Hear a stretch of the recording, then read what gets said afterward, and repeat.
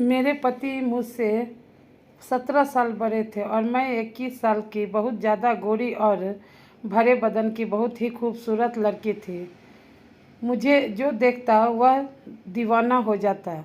और मेरे पति देखने में बहुत लंबे चौड़े थे और उनके सर पर बाल भी नहीं थे। उनका बर्ताव मेरे साथ अच्छा नहीं था। वह हमेशा मुझसे नाराज़ ही रहते थे। शादी की पहली रात को उन्होंने मेरे साथ जो किया वह अच्छा नहीं था। मेरे खून निकल रहा था और वह कमरा छोड़कर चले गए। उन्होंने पलटकर भी मेरी तरफ नहीं देखा। जी हाँ दोस्तों, यह बात उस समय की है जब मैं ग्रेजुएशन में पढ़ाई कर रही थी। मेरी बड़ी दीदी को लड़के वाले देखने आए थे। उन्होंने मेरी दीदी को पसंद कर लिया था और शादी फिक्स कर दी थी। मेरे माता पिता और हम लोग भी बहुत खुश थे इस शादी से। यह हमारे घर की पहली शादी थी। हम सब लोग बड़ी धूमधाम से शादी की तैयारियों में लगे हुए थे। आखिरकार शादी वाला दिन आ ही गया। घर पर बारात आ गई। मंडप में दूल्हा बैठ गया और लड़के वालों ने कहा, जाकर दुल्हन को बुलाकर लाओ। हम सब लोग अपनी दीदी को बुलाने उनके कमरे में गए, लेकिन जब कमरा खोलकर देखा तो हम सब लोग हैरान रह गए। वहाँ पर दीदी नहीं थी। वहाँ पर सिर्फ एक लेटर मिला जिस पर लिखा हुआ था, पूजनीय पिताजी और माताजी, मैं यह शादी नहीं कर सकती।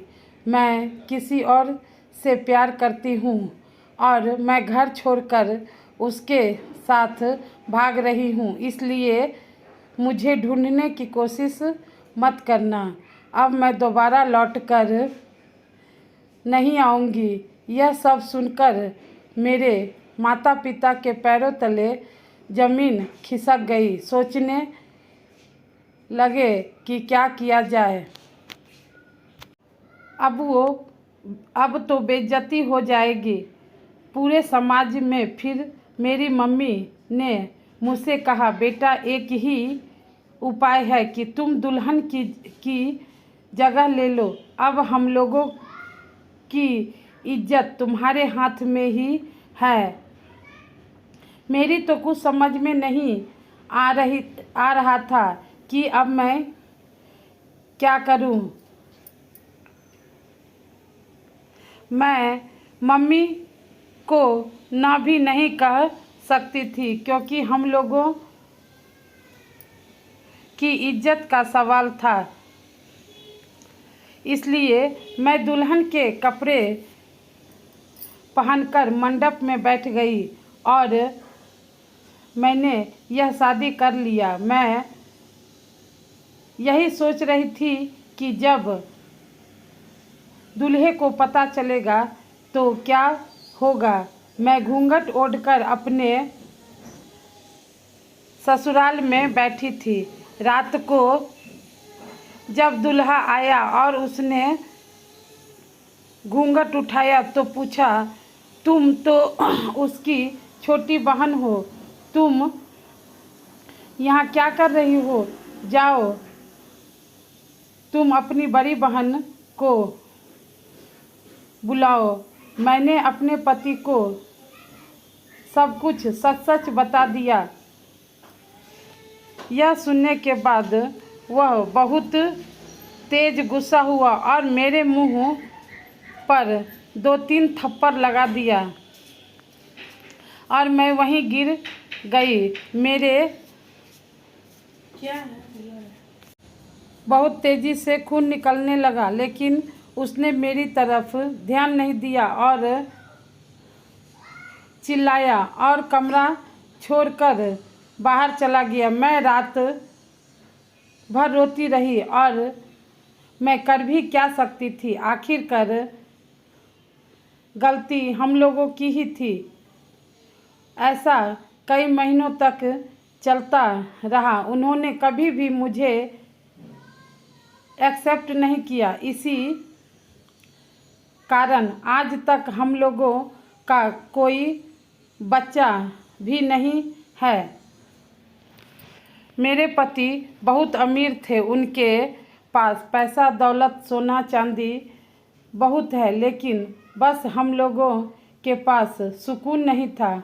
हम लोग जब भी बाज़ार जाते थे तो लोग मुझे उनकी बेटी समझ लिया करते हैं, या देखकर वह मुझसे और भी ज़्यादा जल जाते थे। इसलिए वह मुझे कभी भी अपने साथ लेकर नहीं जाते थे।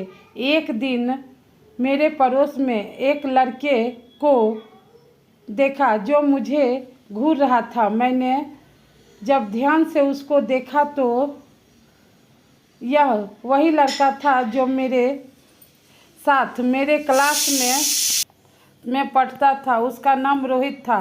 हम लोग कभी एक साथ बैठ कर बात कर लिया करते थे। मेरे पति से तो मेरी हमेशा लड़ाइयाँ ही होती थी। पूरा मोहल्ला हम लोगों पर हंसता था और हम लोगों की लड़ाइयाँ यूँ देखकर मज़े लेता था। लेकिन केवल रोहित ही था जो मेरे दुख दर्द को समझता था। एक दिन मैं और रोहित घर के बाहर खड़े होकर बात कर रहे थे, तभी अचानक मेरे पति आ गया और उन्होंने हम दोनों को देख लिया। वह मेरे ऊपर बहुत चिल्ला रहे थे और मुझसे लड़ाई कर रहे थे। मैंने उससे कहा कि अब मैं कभी उससे बात नहीं करूँगी, लेकिन वह मेरी बात सुनने को तैयार नहीं थे। बहुत जोर से चिल्ला रहे थे, जिसकी वजह से उनका बीपी बहुत हाई हो गया। वह चिल्लाते हुए जीने की तरफ जाने लगे, तभी उनका पैर फिसल गया। वह जीने से फिसलकर सीधा नीचे गिर पड़े। मेरी तो समझ में नहीं आ रहा था कि अब मैं क्या करूं। मैंने सोचा क्यों ना राहुल की मदद ली जाए।